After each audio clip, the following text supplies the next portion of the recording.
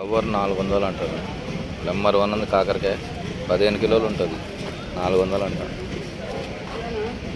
ఇది 300 అంట లోకల్ కాకరకాయ.